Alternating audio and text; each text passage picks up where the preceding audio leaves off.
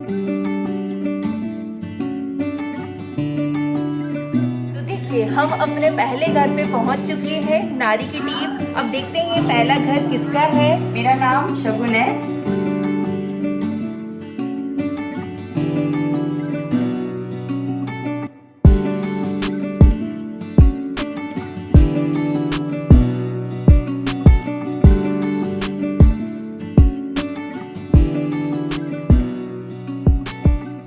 मैं नारी हूँ। Morning everybody. आज हमारा नारी की शूट का पहला दिन है और हमने डिसाइड किया था कि आज हम कितने बजे निकल जाएंगे यहाँ से, लेकिन संडे है और हम लोग लेट हो चुके हैं ऑलरेडी। हम दूसरों की लाइफ को एक्सप्लोर करने जा रहे हैं, दूसरी औरतों की, और हमारी खुद की लाइफ झंड हुई पड़ी है।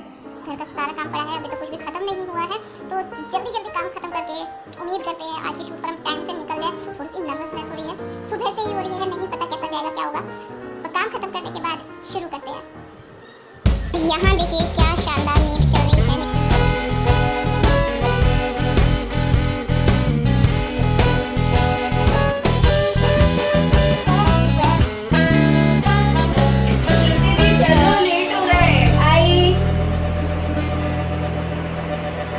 हमारी शूट का पहला एपिसोड है और मेरे किसी काम की शुरुआत इनके बिना तो नहीं हो सकती है, तो बस हमारा सारा इंटरव्यू अच्छे जाए।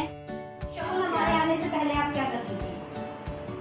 मैं जस्ट बच्चों को मैंने नहलाया, उसके बाद मैं अपने कपड़े निकालने जा रही थी, मेरी वॉशिंग मशीन में डाल रही थी, फिर मुझे बाहर ड्राई करना है। तुमको पता था ऐसा कोई झुंड आएगा जो तुम्हें एकदम से धोखा बोलेगा? बिल्कुल नहीं, बिल्कुल नहीं। तो आपको कैसा फील हो रहा है? हम लोग आपके यहाँ आए हैं, कुछ अलग सा लग रहा है आपको? इंजॉइंग एक्चुअली अच्छा लग रहा है। सब आए हो, शायद मेरी कुछ चीज़ें पूछोगे, कुछ मैं उसे अपने रिप्रेजेंट कर पाऊंगी और लोगों को मुझे वो रिप्रेजेंट करने का आज मौका मिलेगा, तो मुझे थोड़ा अच्छा लग रहा है। Feel good. डेफिनेटली ये हम लोग मतलब है ना, कभी भी ऐसा होता नहीं कि नारी को कोई प्लेटफॉर्म मिले जहाँ नारी खुद को है ना दिखा पाए कि उसकी क्या हॉबीज हैं। तो हम लोग आज वही नारी के बारे में बताने जा रहे हैं। तो आपको कैसा लग रहा है कि हमने ये काम जो शुरू किया है वो सही है या और क्या करना चाहिए हमें? ये बहुत ही अच्छा आप करने जा रहे हो, क्योंकि हमारी नारी के लिए स्पेशली कभी किसी ने कोई प्लेटफॉर्म नहीं बनाया, कभी भी वो उनके सामने नहीं आ पाई है किसी के। तो आपके इस ब्लॉग से, आपके इस एक कदम से शायद उसे सामने आने का मौका मिलेगा। अपनी जो कभी उसने पीछे छोड़ दिया है, अपने जो सारे हॉबीज, सारे जो भी उसके इंटरेस्ट थे, सब उसने पीछे छोड़े, आज वो आप लोगों के थ्रू सामने लेके आएगी। तो it's very good for women. शादी के पहले कोई हॉबी थी आपकी? आपको शादी के पहले हॉबीज तो मेरी बहुत सी थी लेकिन शायद एक पर्टिकुलर हॉबी मैंने किसी भी कुछ अचीव किया ही नहीं अपनी हॉबी के थ्रू। लाइक मुझे पेंटिंग बहुत पसंद है, मैंने पेंटिंग बहुत बनाई, मुझे डांसिंग बहुत पसंद है, पर उस हॉबी को मैंने कभी अपना एक प्लेटफॉर्म नहीं बना पाया। कुछ करना चाहते हो तो अपनी हॉबी को आगे बढ़ाना चाहते हो? बिल्कुल, मैं अपनी कोई ऐसी मतलब पर्टिकुलर चीज़ हो जिसको आप करना चाहते हो, सबके सामने बोलना चाहते हो? ऐसा कुछ स्पेशली है नहीं, फिर भी मैं मोटिवेट करना चाहती हूँ। मैं एक मोटिवेशन स्पीकर बनना चाहती थी और वुमेन, नारियों के लिए और अपनी गर्ल्स के लिए। और मे बी ये सक्सेस में मुझे मिलेगा या नहीं मिलेगा मुझे नहीं पता, पर ठीक है। तो आप अभी वर्किंग वुमेन है? हाँ, मैं अभी हाउस वाइफ हूँ। हाउस वाइफ है। हाँ, तो आप हाउस वाइफ ही बनना चाहती थी या वर्किंग वुमेन बनना चाहती थी? बिल्कुल नहीं, एक्चुअली मैंने आफ्टर मेरी कॉलेज टाइम मैंने 3 साल सॉफ्टवेयर डेवलपमेंट में एज ए सॉफ्टवेयर इंजीनियर काम किया है। फिर उसके बाद बच्चों के बाद मैंने शायद ये प्लेटफॉर्म छोड़ना सही समझा और उनके मैनेजमेंट के लिए, अपने हाउस को अच्छा मैनेजमेंट करने के लिए मैंने हाउस वाइफ के लिए अपना आगे देखा। कभी लाइफ में ऐसा लगा कि आज इस कदम पर मैं मोटिवेशनल स्पीकर बनने के लिए तैयार हूँ? ऐसा तुम्हारे मन में थॉट क्यों आया कि मुझे मोटिवेशनल स्पीकर बनना चाहिए? बिल्कुल, क्योंकि जैसे मैंने ही अपना जॉब जब स्विच किया, छोड़ा, उसके बाद लोग जब मुझसे पूछने लगे कि तुम क्या करती हो, तो मैं बिल्कुल ब्लैंक होती हूँ। मुझे मैंने क्या किया, क्योंकि कोई हमारा पास नहीं जानता है कि मैंने क्या किया, मैंने क्या जॉब किया, वो अभी हमारा प्रेजेंट देखना है। तो मैं एज अ प्रेजेंट एक हाउस वाइफ हूँ of course house wife is not a bad thing. एक हाउस वाइफ अच्छी मोटिवेशनल स्पीकर होती है अपने बच्चों के लिए, अपने पेरेंट्स के लिए, एक अच्छी मैनेजर होती है। अगर शायद हाउस वाइफ नहीं हो तो उनका हाउस ही रहेगा। देखिए वो तो हमें पता है कि हाउस वाइफ को कोई भी मतलब नाक नहीं दे सकता, हाउस वाइफ से ज्यादा आगे कोई नहीं है। पर अगर आपको आने वाले टाइम पे अपॉर्चुनिटी मिलती है कि आप अपने वर्क को फिर से जारी रख पाएं तो आप करना चाहेंगे ऐसा? हाँ बिल्कुल, मैं बिल्कुल वापस से सॉफ्टवेयर सेक्टर में अपना ज्वाइन करना चाहूँगी। बच्चे बड़े होने के बाद इवन मैंने अभी शुरू भी किया, उसके लिए मैंने अपना फर्स्ट स्टेप ले लिया है। जब मुझे लगा कि अब शायद वो टाइम आ गया है कि अब मेरे बच्चे बड़े हो गए हैं, मैं वापस से कुछ ज्वाइन कर सकती हूँ, तो not in private sector but मैंने सोचा है कि मैं कॉलेज में as a assistant professor join करना चाहूँगी। इसलिए मैंने मेरी further study after 10 years start किया। मैंने मेरा आगे बीटेक के बाद जो एमटेक छूट गया था आफ्टर मैरिज मैंने उसको पूरा नहीं किया था, तो आज मैंने वापस अपना एमटेक स्टार्ट किया है और आफ्टर 2 ईयर्स में ऑफकोर्स कॉलेज में। अच्छा श्वेता, तुम इतनी खूबसूरत हो, तुम्हारा फिजिक इतना सुंदर है, कभी तुमने सोचा नहीं कि मॉडलिंग में भी जाना चाहिए? मॉडलिंग तो नहीं, लेकिन फ्रेंकली स्पीकिंग स्कूल डेज में, कॉलेज डेज तो चलो सब डिसाइडेड हो गया कि मैंने इंजीनियरिंग की है तो ऑफकोर्स मुझे अभी सॉफ्टवेयर इंजीनियर की फील्ड में ही जाना है। लेकिन स्कूल डेज में मुझे एयर हॉस्टेस का बहुत शौक था और लेकिन फिर हो गया, पेरेंट्स के कुछ डिज़ायर्स अलग होते हैं, उन्हें कहा कि नहीं this is not a good job for you, तो फिर ठीक है, मतलब मेरा लेकिन एम है एयर हॉस्टेस का नहीं, क्योंकि सक्सेस हुआ नहीं। तो आपको पहले से पता था कि आपको शादी के बाद मतलब ये सब मौका नहीं मिलेगा, तो तब भी आप रेडी थी इन सब चीज़ों के लिए? नहीं, ऐसा बिल्कुल नहीं था। मुझे नहीं पता था कि शादी के बाद भी मैं जॉब कंटिन्यू नहीं कर पाऊँगी। मुझे लगा था शायद मैं अपनी जॉब कंटिन्यू करूँगी, लेकिन जब मेरे बच्चे हुए और आफ्टर माई 2 किड्स मैंने खुद से ही सब स्विच करने का छोड़ा। मुझे कोई ऐसा फैमिली प्रेशर नहीं था, पर मुझे खुद ऐसा लगा कि मैं मैनेज नहीं कर पा रही हूँ ऑफिस और किड्स दोनों साथ में, तो मैंने किड्स को फर्स्ट प्रेफरेंस दी और ये भी सोचा कि तुमको जब एक अपने बड़े स्कूलिंग करने लगेंगे तब मैं अपना वापस से जो भी मेरा ड्रीम है, जो मेरे एम है, उसे कंटिन्यू करूँगी। और अगर आप कभी भी है ना जैसे बोर हो जाती हैं या फिर बहुत टेंशन में रहती हैं, तो ये क्या सबसे अच्छी चीज़ है जो आपको खुद से खुश करती है? आप खुद को रिलैक्स करने के लिए क्या करती हैं? This is very good question. सबसे जो मुझे खुश करती है वो है डांस। मुझे डांसिंग का बहुत शौक है। मैं डांस करती हूँ तो मेरा माइंड इतना रिलैक्स होता है, मैं इतनी खुश होती हूँ और मैं खुद को बहुत कॉन्फिडेंट फील करती हूँ। तो फर्स्ट मैं खुद को बहुत अच्छे से तैयार करती हूँ, रेडी करती हूँ, मेकअप करती हूँ। मुझे ज़्यादा मेकअप पसंद नहीं है, फिर भी एक लाइट मेकअप देन मैं डांस करती हूँ जिससे मैं कॉन्फिडेंट फील करती हूँ। तो देखिए आप देख रहे हैं कैसे परेशान कर रहे हैं मम्मा मम्मा करके। और मुझे तुमसे पूछना है कि तुमने अपने हाउस लाइफ को एज अ हाउस वाइफ को आगे परस्यू करने के ज़्यादा प्रयास किया है ना, तुम्हारी जॉब होने के बाद भी। ये तुम्हारी बेटी है, तुम्हें क्या लगता है कि तुम इसको क्या कहोगी बड़े होने के बाद कि नहीं बेटा अगर तुम जॉब करोगे तो सबसे पहले जॉब करो, या तुम जो फैमिली आगे देखोगी तो उनसे भी यही डिमांड रखोगी कि मेरी बेटी जॉब कर रही है तो जॉब करेगी, या तुम उसको भी यही कहोगी कि नहीं बेटा मैंने अपनी जॉब छोड़ेगी अपनी इस लाइफ को प्रेफरेंस देने के लिए? तो आप क्या कहोगी, मतलब आप किसको प्रायोरिटी दोगी ज़्यादा, फैमिली लाइफ को या आपको? तो फर्स्ट प्रायोरिटी वो अपनी जो भी उसकी एम है, जो उसके हॉबीज हैं वो उसमें पहले कैरी आउट करे। आफ्टर दैट वो अपना फैमिली अपना जो भी है वो अगर शादी के बाद अगर वो अपनी हॉबीज अपनी जॉब छोड़ती है तो तुमको किसी पॉइंट पे रियलाइज होगा कि इसने वही किया जो मैंने किया? और क्योंकि मुझे शायद कभी कभी ये फील होता है कि मैंने मेरी जॉब छोड़ के अच्छा नहीं किया। मैंने अगर हाउस वाइफ बनने का सोचा, ठीक है मैंने मेरे बच्चे के लिए सैक्रिफाइसेस किए, पर मे भी वो पॉसिबल था उस टाइम में मैं दोनों को साथ मैनेज कर सकती थी, क्योंकि मैंने नहीं किया। जॉब छोड़ने का कभी पछतावा हुआ? जॉब छोड़ने का पछतावा जब एक्चुअली हम भले हाउस वाइफ होते हैं लेकिन कहीं ना कहीं हमें डिपेंडेंट होना पड़ता है अपने हस्बैंड पे, कि हमें हमारी कुछ इच्छाएं हैं। ऑफकोर्स मेरे हस्बैंड बहुत कोऑपरेटिव हैं, सभी कोऑपरेटिव है, फैमिली कोऑपरेटिव है, लेकिन एक टाइम होता है जहाँ हमारी कुछ इच्छाएं होती हैं जिसमें हमें लगता है हम अपना खुद का इन्वेस्टमेंट करें। हम कई मोमेंट मुझे ऐसा लगा कि मुझे ये बिजनेस स्टार्ट करना है और उसके लिए मैं डिपेंडेंट हूँ मेरे हस्बैंड, तो वहाँ मुझे फील होता है कि शायद मैंने अपनी जॉब कुछ करके अच्छा नहीं। श्रवण, मुझे आप मुझे बताइए कि अभी आपके साथ साथ फैमिली में कौन रहता है और कौन कौन है? अभी एग्जैक्टली मैं ही मेरे दोनों बच्चों को साथ अकेले देखती हूँ और साथ में मेरे कोई भी नहीं, मेरे हस्बैंड की ट्रांसफरेबल जॉब है, तो हमने यहाँ पे भी एक सेक्रीफाइस किया। मैं 6 to 7 ईयर्स मेरे हस्बैंड के साथ थी। उसके बाद आफ्टर किड्स जब उनकी स्कूलिंग स्टार्ट हुई तो हमने एक ऐसा डिसीजन लिया कि मतलब मुझे सेपरेट होकर भोपाल में एमपी में रहना पड़ेगा और उनकी ट्रांसफरेबल जॉब है, इसलिए वो केरला में शिफ्टेड है, तो मुझे अकेले ही मैनेज करना होता है सारा कुछ। आप हस्बैंड के साथ कभी केरल रहने नहीं गई? आपने नहीं सोचा मुझे भी वहीं साथ में रहना चाहिए? नहीं, हमने सोचा बिल्कुल आफ्टर कोविड हमने डिसाइड किया कि अभी कोविड टाइम पे स्कूलिंग, जैसा कि सबको पता है कि बच्चों की स्कूलिंग सब घर पे थी, तो मैंने सोचा कि मैं केरला जाती हूँ, साथ में हम ये 2-3 साल रहेंगे जब तक भी हम रह सकते हैं। लेकिन सबसे पहला मुझे यहाँ छिपकली ने बड़ा परेशान किया। लिटरली मुझे फोबिया है, लिजर्ड से मुझे बहुत ज़्यादा डर लगता है और वहाँ बिलीव नहीं करोगे एक दिन में 5 to 10 to 16 छिपकली हमने मारी है। मतलब उसके लिए हमने क्या क्या नहीं किया, कभी भगाया है झाड़ू से आके 2 बजे 3 बजे, कभी हमने स्प्रे किया, हिट किया, सब किया, लेकिन छिपकली नहीं जाती। तो मैंने ही सोचा मैं एमपी शिफ्ट हो जाऊँ, ज़्यादा अच्छा। छिपकली की वजह से तुमने एमपी में शिफ्ट होने का डिसीजन लिया? एग्जैक्टली नहीं, ये तो एक फन था। छिपकली तो जो थी वो थी, एक्चुअली मेरे बच्चे वहाँ कंफर्टेबल थे।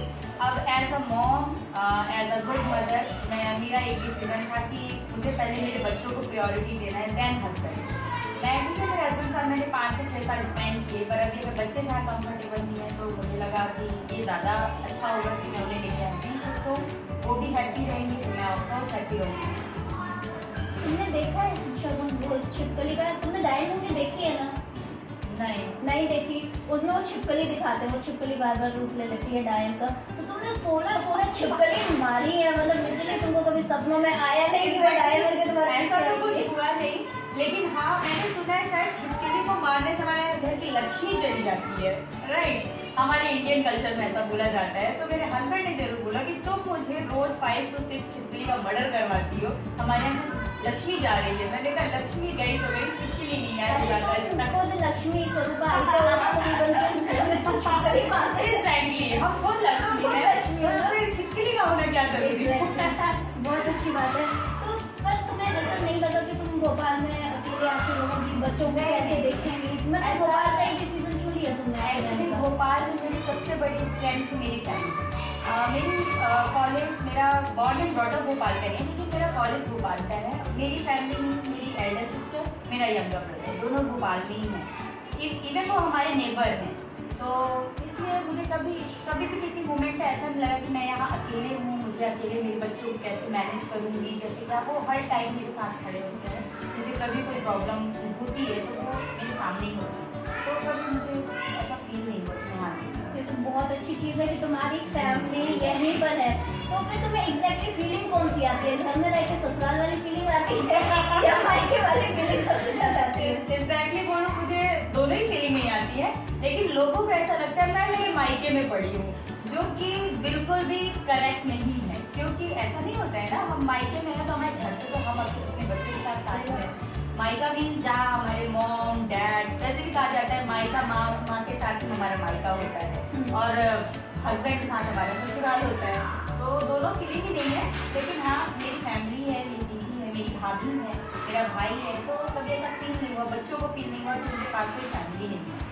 तो अच्छा है। और मुझे लगता है माँ के साथ मायका होता है, Exactly. सास के साथ ससुराल होता है, हाँ। और पति के साथ घर होता है ना? इससे भी मायका है। भाभी से मायका है, ऑफ कोर्स। माँ के बाद भाभी होती है, भाभी होती है जो भाभी के साथ हाँ, देखो भाभी मायका होता होता है। जब भाभी आ जाती है तो ये अलग। बिल्कुल बगल में शगुन, तो कभी ऐसा हुआ है कि तुम कूद के अपने ससुराल पहुंची, कूद हाँ, के 2 मिनट में ससुराल, 2 मिनट में मायके। बहुत बढ़िया। बोलने वाले जो हमारे पड़ोसी है वो यही बोलते हैं कि अरे हम मतलब हमको नहीं, स्पेशली मेरी दीदी को, मेरे भाई, मेरी भाभी को, अरे तुम्हारा तो सारा मायका ससुराल सब यहीं बसा हुआ है। तुम्हारी भाभी तुमसे छोटी है या बड़ी? मेरी भाभी मुझसे छोटी है। छोटी तो वो भाभी माँ वाली फीलिंग तो आती नहीं होगी ना? भाभी माँ नहीं, लेकिन हाँ एक अच्छे फ्रेंड की फीलिंग आती है, मतलब शेयर करना चाहती हूँ, मेरी भाभी से शेयर कर सकती हूँ। बहुत छोटी भी नहीं है, लगभग सेम एज की है, तो बहुत बढ़िया। शगुन, तुम्हें अपनी लाइफ में जैसे अभी पता चला कि तुमने जॉब छोड़ा, अपने हाउसवाइफ की लाइफ को ज़्यादा तवज्जो दी, तो ये वो पॉइंट है जिससे तुम्हें लगता है कि ये तुम्हारी लाइफ का टर्निंग पॉइंट है? इसके अलावा भी अगर तुम अपनी लाइफ में पीछे जाओ तो तुम्हें लगता है कि ये एक पर्टिकुलर पॉइंट पे ये मेरी लाइफ यू टर्न ले गई? यूटर्न तो मेरी लाइफ में हुए हैं, एक बार नहीं 2 बार नहीं, बहुत बार हुए हैं। मैंने जॉब स्विच की तब वो एक यूटर्न था। फिर मैंने एक बार प्रिपरेशन की बैंकिंग के लिए, मैंने बहुत सा ट्राई मारा कि शायद मैं एक सेक्टर में किसी पर्टिकुलर फील्ड में जाकर अपना करियर बना सकूँ, लेकिन कहीं मुझे सक्सेस नहीं मिली। शायद तो मेरा बहुत फिकल माइंड है, इसलिए मैं कभी कुछ सोचती कभी कुछ होता है ना, हम जब 10 के पीछे भागेंगे तो कुछ भी मिलता नहीं है, तो वो शायद लाइफ में नहीं था। और वही अगर मैं अपने बैक में जाऊँ, मतलब लाइफ जहाँ मेरी यू टर्न ले रही थी, मैं उसे ही जाके इम्प्रूव करूँगी कि मैं किसी एक पर्टिकुलर अपने एम को लेके चलती तो आज शायद सब कुछ सही होता। तुम्हारा क्वालिफिकेशन?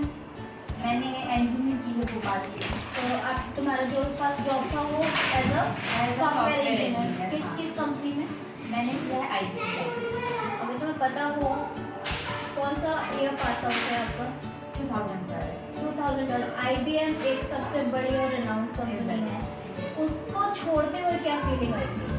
उसे छोड़ते हुए सच में लिटरली स्पीकिंग मुझे बहुत दुख हुआ था, बहुत ज़्यादा ही दुख हुआ था। लेकिन फिर जब मैंने बच्चों का चेहरा देखा, अपनी फैमिली के कुछ जो उनके वांट्स थे मेरे लिए, जो मैंने देखा तो मैंने कहा सोचे यार ये वापस मिल जाएगा। अब जब बच्चे मेरे बड़े होंगे तो मैं भी वापस IBM ज्वाइन कर सकती हूँ, मेरे पास एक्सपीरियंस है तो मैं वापस उसे नाइस। तो यहाँ पर हम पर्सनल राउंड खत्म करेंगे शगुन, लेकिन एक जो पिछले कुछ सालों में हमारा लॉकडाउन चला है कोविड की वजह से, है ना, तो कुछ एक सेशन हम लाना चाहते हैं लॉकडाउन स्टोरीज का, जिसको हमारी आंटी अब लेके जाएंगी आगे। तो वो आपसे लॉकडाउन के रिगार्डिंग कुछ क्वेश्चंस पूछेंगी और हम जानना चाहेंगे कि आपका लॉकडाउन कैसा गया। मतलब लॉकडाउन में क्या किया? लॉकडाउन का टाइम एक ऐसा टाइम है जो मेरे लिए गुड भी था बैड भी था। गुड इसलिए क्योंकि जैसे मैंने आपको बताया है कि मैं मेरे हस्बैंड के साथ नहीं हूँ, उनका साइड जॉब है, वो बाहर रहते हैं, तो इन लॉकडाउन सेशन वो मेरे साथ थे। तो वो 3 to 4 मंथ मैंने मेरे बच्चों ने मेरे हस्बैंड के साथ में बिताया, क्योंकि आफ्टर मेरे किड्स हम साथ में रही ही नहीं। मतलब उनने कभी ना उन्हें अपने फादर का प्यार मिला, वो जस्ट अपनी मॉम के साथ ही शुरू से रहे हैं। तो लॉकडाउन टाइम पे वो मेरे बच्चे उनके डैड के साथ थे, डैड को भी काफ़ी खुशी हुई। तो ये मेरे लिए गुड टाइम भी बोल सकते हैं। बैड टाइम इसलिए क्योंकि इन सेकेंड लॉकडाउन मेरे फादर पैरालाइज हुए, तो वो मेरे लिए बहुत ही क्रिटिकल मोमेंट था। मतलब हमारी पूरी फैमिली के लिए ही वो बहुत ज़्यादा टेंशनाइज्ड और कह सकते हैं ना, एक बिल्कुल लाइफ हमारी इतने पीछे चली गई थी कि अब क्या होगा, नेक्स्ट क्या करेंगे हम। फिर ठीक है, हम सब ने मिल के सब कुछ साथ में, क्योंकि हमारी सारी फैमिली ही यहाँ पे भी, तो हमने सब मिल के इस टिपिकल टाइम को भी हटाया। और उसी टाइम हमें खुद को भी कोविड हो गया था, तो जैसे मेरे छोटे छोटे बच्चे हैं तो काफ़ी डिफिकल्ट हो गया था उन्हें मैनेज करना सब कुछ। लेकिन thanks to my elder sister, उसने मेरे बच्चों को देखा और मैं इसलिए टेंशन फ्री अपना कोविड टाइम इंजॉय कर पाई। कोविड टाइम में कुछ मतलब कुछ किया, कुछ जैसे घर में बहुत हो रहा है, लॉट्स ऑफ कुकिंग है ना, जो वुमेन के लिए स्पेशली वो कुक ही करती रह गई। बट ये I think this is not good. Means Covid time हमने एंजॉय किया, लेकिन एक वुमेन, एक नारी, वो बेचारी किचन में ही लगी रह गई। उसने क्या एंजॉय किया? उसने कुछ एंजॉय नहीं किया। वो बस बनाती है, लोगों को सर्व करती है, लेकिन उसके लिए उसे एक वाव तक नहीं मिला। तो ये मेरे लिए आई थिंक सारी वुमेन्स के लिए मैं बोलूँगी कि उनके लिए कहीं ना कहीं उनके लिए प्रीशियस होगा, बट मेरे लिए प्रीशियस इसलिए नहीं है क्योंकि हमें कोई थैंक्स, कोई वाव मिला नहीं है, बट हमने कोई एप्रिशिएट नहीं करता, कोई उसके लिए दुख होता है। अफकोर्स दुख होता है। मुझे क्या, किसी भी नारी को दुख होगा। क्लियर हो गए, मतलब कुछ भी नहीं है एक तरह से, मतलब कुछ भी नहीं मिला। एक मतलब वो होता है कि इमोशनल अपन करे जा रहे तो फिर ये भी बोले कि नहीं भाई किया है, इतने सादा किया है, अब हस्बैंड को तो पेमेंट मिल रही है लेकिन लेडी को कुछ भी नहीं मिल रहा है, फिर भी वो मन लगा के करती नहीं है, हमारे बच्चे हैं, ये है, लेकिन कभी तो ऐसा कुछ मिले कि जिसको अपन एप्रिशिएट कर पाए। ऐसा इसलिए शायद हमें अप्रिशिएट कोई करेगा तो हम और भी अच्छा कर पाएंगे, और भी ज्यादा अच्छा कर पाएंगे। सभी बोलते हैं कि ना फीमेल्स को इक्वालिटी मिल गई है, पर अगर हम पर्सनली जाके देखें तो उनको ना अभी तक इक्वालिटी उस तरीके से नहीं मिली है जैसे लोग बोलते हैं। तो हमारा ये इससे यही मोटिव है कि हम तो चेंजेस ला पाए। तो एक ऐसा पर्टिकुलर चेंजेस जो आप चाहती हैं कि फीमेल्स के लिए ला पाए, तो आप क्या सजेस्ट करेंगी? तो हम चाहते हैं कि आप सारी दुनिया के मतलब लोगों को बताएं, इंडिया के भी लोगों को कि है ना हमको बताएं कि हमें क्या चेंज करना चाहिए, तो वो उससे अप्रिशिएट भी हो।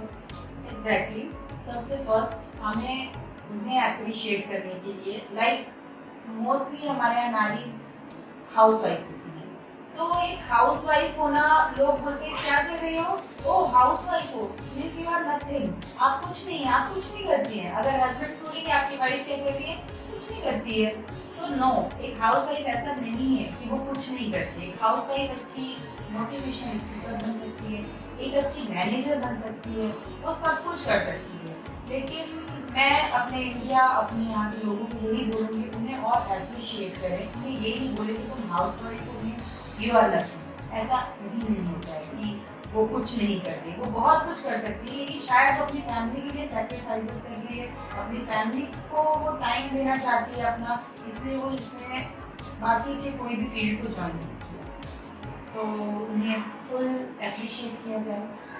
ओके, आपकी चाइल्डहुड की कोई हॉबी थी जो आपने छोड़ दी पर आप चाहती थी उसे कि आप अभी भी कभी कभी आपका मन करता है कि मैं ऐसा कुछ करूं तो मेरा थोड़ा मूड अच्छा हो, या फिर बच्चों को कुछ है ना ऐसा खेलते हुए देखें या कुछ काम करते हुए देखें, तो आपका भी मन है ना, मतलब आपको अपने बचपन की याद आ जाती हो कि हाँ मैं भी ये करती थी फिर मैंने क्यों छोड़ दिया? हाँ, जैसे आज एग्जैक्टली आज बच्चे हम देखते हैं all time TV, mobile, indoor gadgets में लगे रहते हैं। अगर मैं भी आज कुछ खेलना चाहूंगी ना, हमारे टाइम में एक तो शिट्टू खेला जाता था, शायद आप जानते होंगे, वो 7 स्टोन्स होते थे, उसे रखते थे और हम एक दूसरे को मारते थे। मैं उसे खेलना चाहूंगी। अगर मुझे आज बोला जाए कि मैं अपने बचपन में जाके क्या गेम खेलना चाहती हूँ तो उसे खेलना चाहूंगी। एंड सेकेंड थिंग, मैं अपनी पेंटिंग करना चाहूंगी। मैं 10th क्लास में थी जब मैं अपनी पेंटिंग किया करती थी, तो शायद उसमें कभी आज मैंने वो पेंटिंग रखी है और मैंने उसे फ्रेम तक नहीं करवाया। मुझे नहीं पता था आज मुझे ये एक ऐसा प्लेटफॉर्म मिलेगा जहाँ मैं उसे शो कर पाऊंगी, तो बिल्कुल मैं आप लोग अपनी तुमने इसलिए नहीं करवाया क्योंकि तुमको पता था ऐसा तो आप देखते ही समझो वो फट गई है, वो काफी फेड हो गई है। मैंने उसे फ्रेम नहीं करवाया, तो उसे फेंक सकती थी, लेकिन केवल वो मेरी बचपन की हॉबी थी, तो मैंने उसे बड़े प्यार से आज भी अपने साथ रखा, अपने मायके में बना के, अपने ससुराल तक, अपने इवन अपने घर तक उसे साथ में रखा है अपने। हमें दिखाएंगे शगुन आपकी पेंटिंग अगर आपके पास है तो। बिल्कुल।